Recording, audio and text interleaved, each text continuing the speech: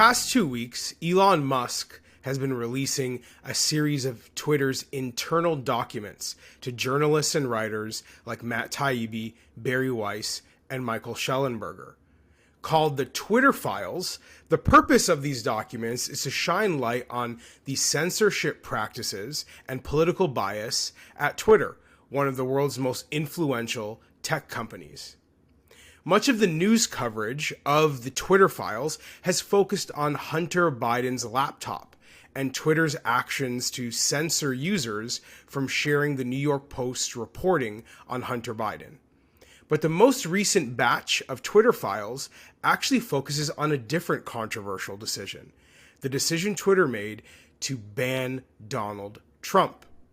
Now, what it documents here is an intensification of political bias in the months leading up to that decision. You can see Twitter employees becoming more aggressive in their desire to boot Trump off the platform. And eventually it did happen on January 8th, 2021, when Donald Trump was accused of inciting violence by supporting the January 6th U.S. Capitol attack. But the question remains, almost 2 years later, should we even care that Twitter banned Donald Trump?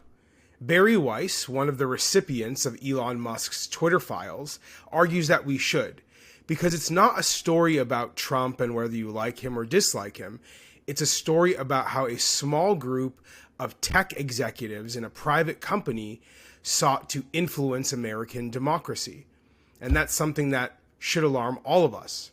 World leaders who disagreed with Twitter's decision at the time also disagreed with Trump. They weren't arguing that Trump in particular should be on Twitter. What they were arguing is that it's unhealthy for democracy for Twitter to decide which politicians and heads of state or former heads of state should be allowed on their platform without some kind of objective policy in place. Some of the leaders who expressed their concern were Germany's Angela Merkel and France's Emmanuel Macron.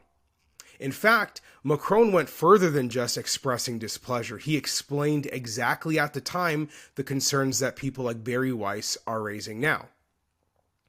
Macron said, "I don't want to live in a democracy where the key decisions is decided by a private player, a private social network.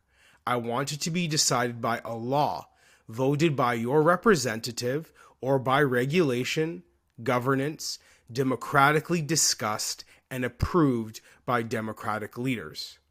And that's exactly why the Twitter Files matter. They're reminding us why we cannot allow decisions that influence the course of a democracy to be left up to a small group of unelected private company executives. Democracy demands more and requires more from us.